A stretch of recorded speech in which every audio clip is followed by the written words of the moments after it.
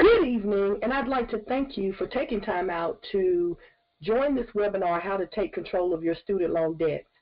If you would take a moment before we get started to let me know if you can hear me okay, if you would type in the cloud in your meeting dashboard, which is the rectangular box at the top of your screen, and let me know if you can hear me okay.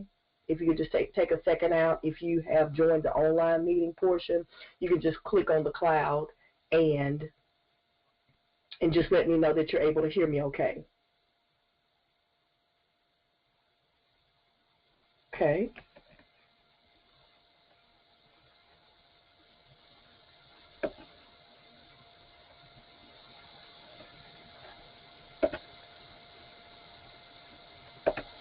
Okay, well, we'll go ahead and get started. So again, hello everyone, and I would like to thank you for taking time out of your busy schedule to participate in this webinar, How to Take Control of Your Student Loans. Teaching people about credit and managing their financial lives is very important to me because at one point in my life I was clueless about how credit worked and what factors affected my credit. As a result, this negatively impacted my financial life. Like many people, I accumulated student loan debt from my undergraduate and graduate degrees.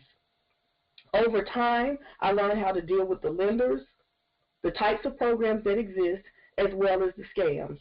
I hope that during this time you will be enlightened as to the steps you can begin to take to properly manage your student loan debt. Remember, it is never too late to improve your financial situation, and I congratulate you on taking the first steps to educate yourself.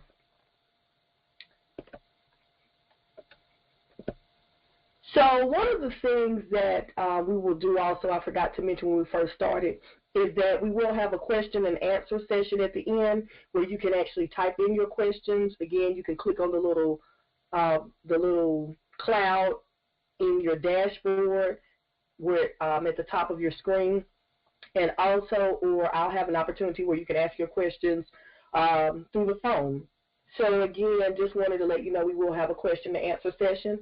This is being recorded, so everyone that has registered and will receive a link to where they can actually view the webinar. So I just wanted to make that announcement. So on your screen now, you actually see a link to my website, and this is actually a link to my bio. So for those of you who are interested in learning more about me, my background, educational credentials, work experiences, things like that, you can actually click on the link to learn more about me. I won't spend a lot of time talking about my background, but feel free to click on the link to learn more about me. So this evening, we will talk about misconceptions about student loan debt, understanding your student loans, loan forgiveness programs and scams, how to negotiate your payments, as well as additional information. First, I would like to start out by talking about misconceptions about student loans. One of them that I've heard before is, I haven't received a bill, so I don't owe them. The truth of the matter is, whether or not you have received a bill from your student loan lender, you still owe them. So unfortunately, they won't care if they don't have your address or correct address. You still owe them. And believe me that if you have borrowed from them, they know it. It's a record of it, and eventually they'll catch up with you. Another misconception is that all student loans have the same terms and conditions. This is not true. And I'm going to talk a little bit later on about the different kinds of loans that exist, the private versus the government loans. So what you don't want to do is to try to compare if you have a friend or a family member or someone who has a student loan and you say, well, this happened with their loan or this happened with somebody's loan that I know, because again, the terms and conditions are different. It depends on who your lender is and a lot of different things. So again, that's a misconception. Refinance and consolidation means the same thing. Again, I'll talk about that a little bit later on, but they are not the same thing. A refinance has to do with when you're going to have a loan paid off so that you can take out a new loan. Usually it's with like a lower interest rate.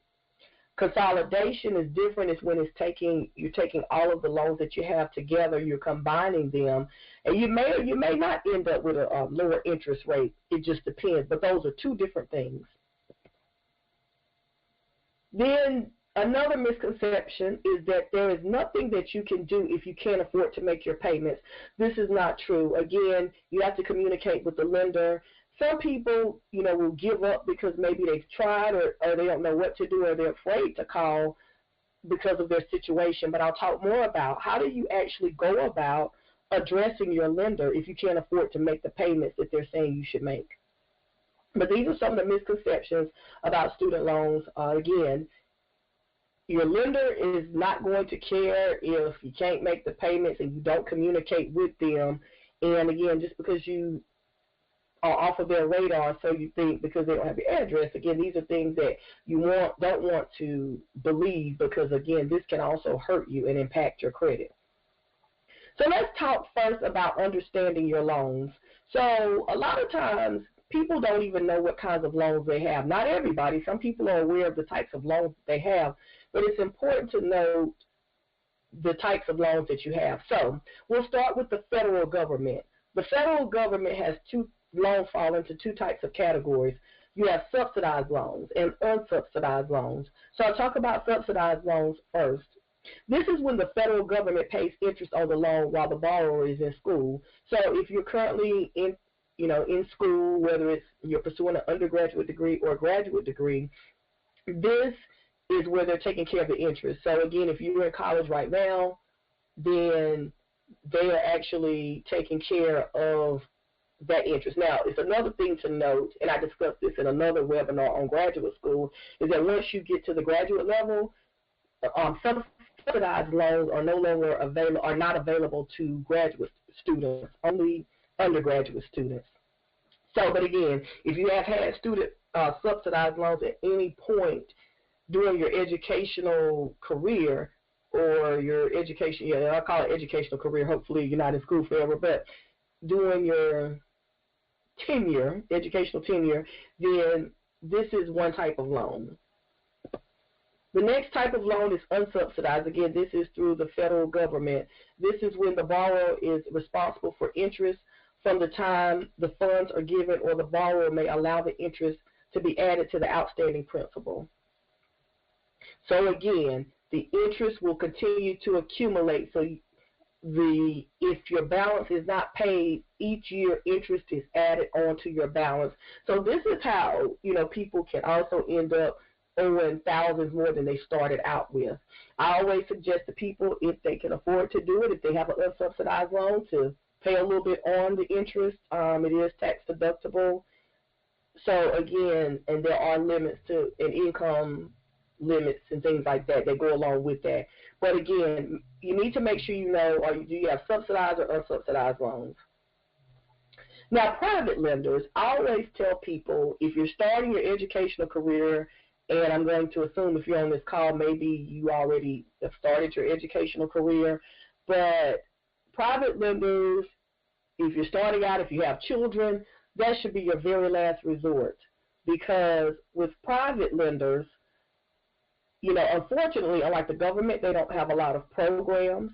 So you could lose your job, lose your life if somebody has a cosign for you. They still want their money. So a lot of times I'll ask people, do you have a private lender or are your loans through the government? And so they may not know. So again, these are some basics that you need to understand about your loan so that you can ask the proper questions and understand the rights that you have. Now I want to talk about loan forgiveness programs and scams. There are so many scams that exist out there. So, for example, with the forgiveness programs, people will ask me, are those programs, do they really exist? Are they scams? So the reality of it is that if you have federal loans, there are forgiveness programs. You do not have to pay money to a company to find out if you're eligible for student loan forgiveness. Okay? You do not have to contact your lender. You do not have to pay an outside company to find out if you have if you're eligible for student loan forgiveness. All you need to do is call your lender, and they can tell you about all the different programs that they have. Now, again, when we talk about student loan forgiveness, what does that mean? So let me back up, and I want to assume that everybody knows what forgiveness programs are. So there are different kinds of forgiveness programs, but basically when a debt is forgiven in general, then they're going to actually basically wipe your slate clean and say you don't owe this money anymore. Now, there are certain stipulations. There are some programs where if you go and work, like for example with teaching, if you go and you teach in certain areas, sometimes it could be like areas where they have high-risk students, then they will offer partial forgiveness programs or full forgiveness, but there's something that you have to do on your end in order for your loan to be forgiven.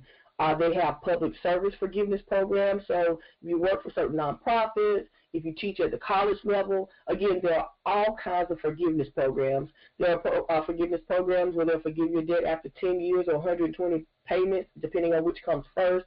Again, there are lots of them. The government has a website that you can actually go to, but I just recommend that people just call, because there's so much noise out there on the internet that you could actually get lost in all of it. So that's one of the things when you talk about forgiveness. So again, I see on Facebook quite a bit like commercials about find out. Sometimes they'll have a school's name up there. If you went to such and such school, you may be eligible for forgiveness. Call us to find out.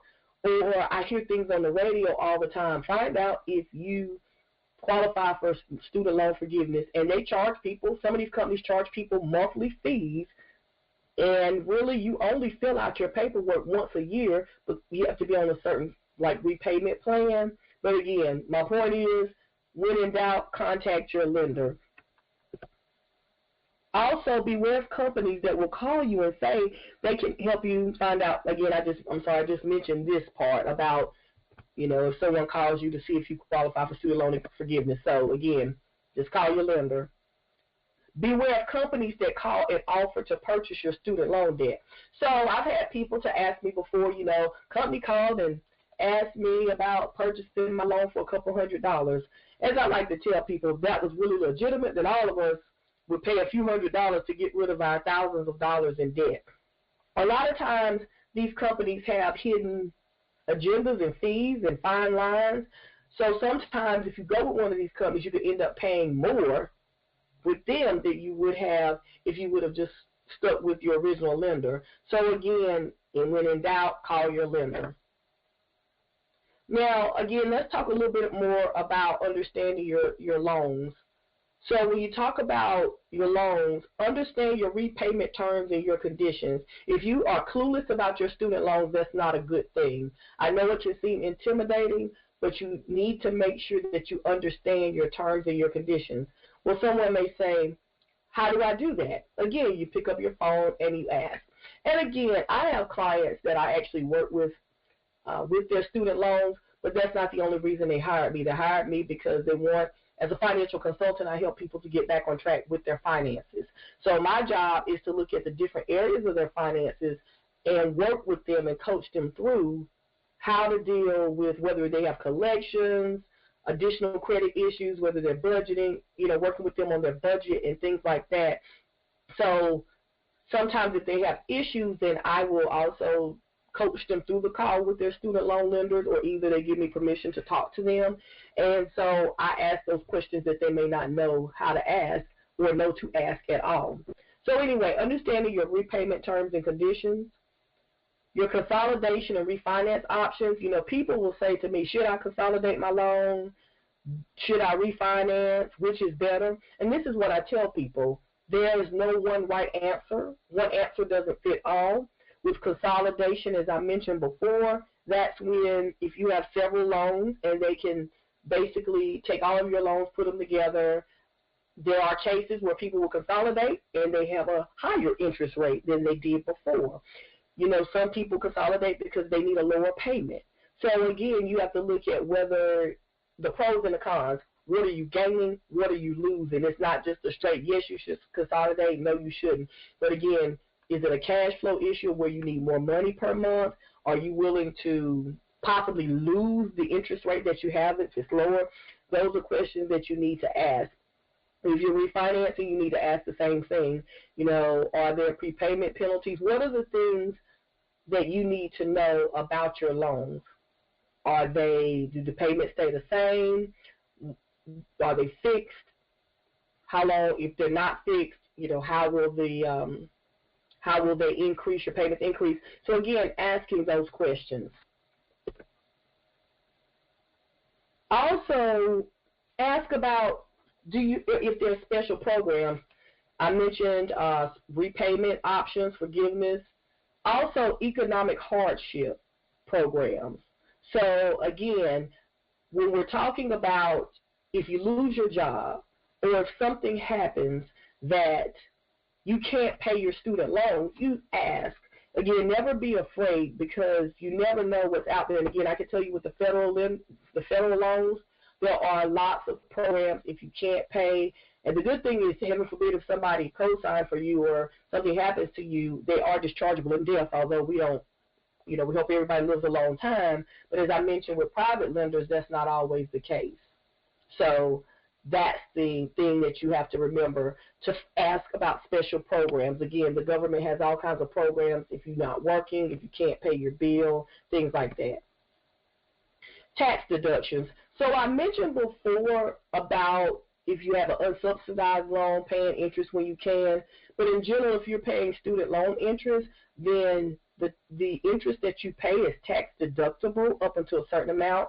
It has been $2,500, and there are also income limits. It used to be $75,000, up to $75,000 a person made. I'm not sure if they've increased that limit. But again, if you pay student loan interest, then you should receive a statement at the end of the year for your tax purposes from your lender. So again, you want to make sure that you take advantage of that. If you have not taken advantage of that in the past, then it's important that you do. You can talk to a tax person about amending your taxes to go back to take advantage of their interest. Now, how to negotiate your payments. One of the things that I tell people is that whether it's student loan debt or some other debt, you never just want to go into a situation where you're letting them tell you what to pay. Sometimes people have no clue what they should pay, and they don't know what they can afford to pay, or maybe they know that what the student loan lender is offering them is too much, but they really don't know how much they can afford because they don't have a budget. So when you're talking about negotiating the payment, before you start your negotiations, you should sit down and develop a budget. And a budget includes your bills, your living expenses, such as food, household, personal items, as well as debts. So again, when someone hires me to help them with their overall finances, the credit, the money management, the debt management, all those things, this is the first step. I'll look at their credit reports to see if there are things that don't belong, but we have to get the budget in order because that's the foundation of everything. So once we take a look at a person's budget or their financial number, then we can honestly say what they can pay or what they can't pay. And the thing that you want to do is, I tell people to be proactive. So go in with a position of power where you say, hey, I've looked at my finances. This is what I can afford, and you know that off the bat. And then you ask them, based off of what you can pay, what program would benefit you the best. So, again, another thing is when you develop your budget, if you are overspending, if you're in the negatives or in the red, develop a way to reduce your expenses. I tell people you got to take care of your needs first, your savings, different things like that. So looking at ways that you can reduce your expenses overall so that you have extra money. I'm always about, you have to have something set aside for emergencies, but the thing of it is also is you have to have an overall look at your finances overall to see. And again, you can't accurately tell them what you can afford if you don't do this. And again, I mentioned developing an emergency fund, so when emergencies happen, you still can live. Again, if you have student loans, the good thing is you have programs through the federal government. Sometimes a few private lenders may have programs. but you still need an emergency fund and things like that. So these are just some overall financial pieces as it relates to that. Call your lender again and let them know what you can afford. Again, it's important that you understand to communicate with your lender. Now, what are some consequences of not repaying your student loans? Well, garnishment of tax refunds. I tell people all the time that if you owe them money, just like, excuse me, the IRS, then they're going to find you. And there have been many cases of people who had tax refunds garnished. They thought they were going to get some money back during tax time, and it was taken. So, again, you don't want to be in a situation where you're depending on your money and the student loan people take it. So, again, as I mentioned before, there's no reason why you should be in trouble with your lender if you're aware of your options. Again, so poor credit scores are also, excuse me, a consequence of not repaying your student loans. So, again, people don't realize this. So, again, if you have low credit, if you don't pay your student loans, they're going to report you as late. And if you default on your student loans, that can really cause you trouble, because you won't be able to be approved for a loan, like if you want to purchase a home, a business, or if you need to go back to school, you're not going to be able to get any other federal aid. So, excuse me, and then there was I sat in on a seminar not too long ago through the Small Business Administration, and the representative said, and I quote, she said, if you ever default on a student loan, you can never receive a loan from the government. And I was like, wow. So, again, it is important that you don't take this lightly, because, again, this is a part of your financial future. Again, if you want to purchase a home, whatever it is you want to do, or you may have to receive some financing, you're going to have to make sure to take care of that. Your student loans are just like any other debt that you have. You don't pay them, you could be turned over to collections. You default on them, it could really, really, really hurt you.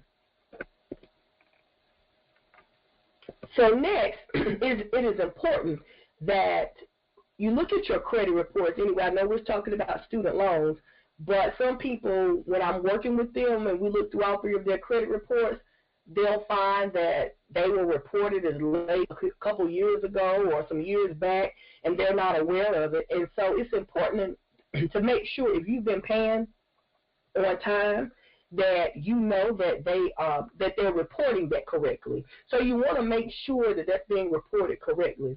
So it's important that you know all three of your credit scores, actually, and review your credit reports at least once every 12 months. Now, there are several sites where you can actually go and review your credit reports.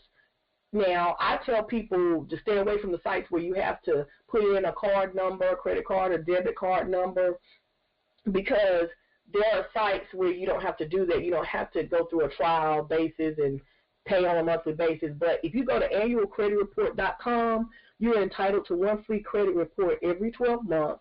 This site is backed by Congress, and so you want to make sure and look at all three of your credit reports from Equifax, TransUnion, and Experian. There are three different companies, and so they are not related. So some people say, well, I looked at my TransUnion report, everything is good. But what you need to know is that not all companies report to all three. And also, there may be something on one report that's not on another one, so you want to make sure that everything is correct on all three of your reports. So that's very, very important.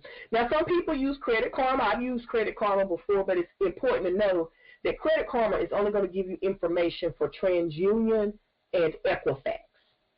So now through annualcreditreport.com, you can get your credit reports for free every 12 months, once every 12 months, but you will have to pay for your credit scores. So again, you could use a combination of going to Credit Karma to look at two of your scores, but you definitely need at some point look at all three of your reports. Your reports are different from your scores. The reports detail your accounts along with the history, your payment history. Your scores are tabulated or calculated based off of your reports. If you are currently a student or plan on returning to school, make sure you apply for scholarships.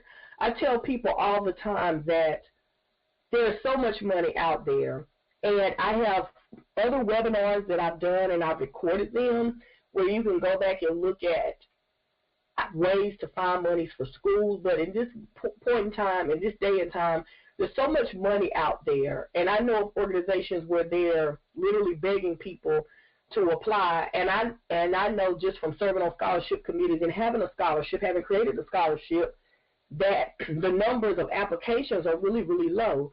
So, again, there's no need in this day and age for the next generation to accumulate so much debt. So, again, you want to make sure and check out some of the webinars, and I will talk a little bit later about where you can find those.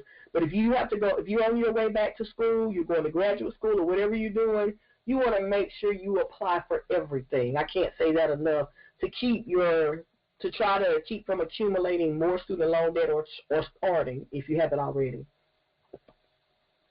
So if you have questions, you can feel free to email me at my email, andreaj@anjconsultingservices.com, or you can send me, or you can call me at 336-476-4710. You can also visit my website at www.anjconsultingservices.com to learn about other services that I have. I mentioned those webinars that I have. I have several webinars. If you visit my YouTube page, A&J Consulting on YouTube, I have a webinar called Student Loan Debt, There's Life After, How to Get Back on Track.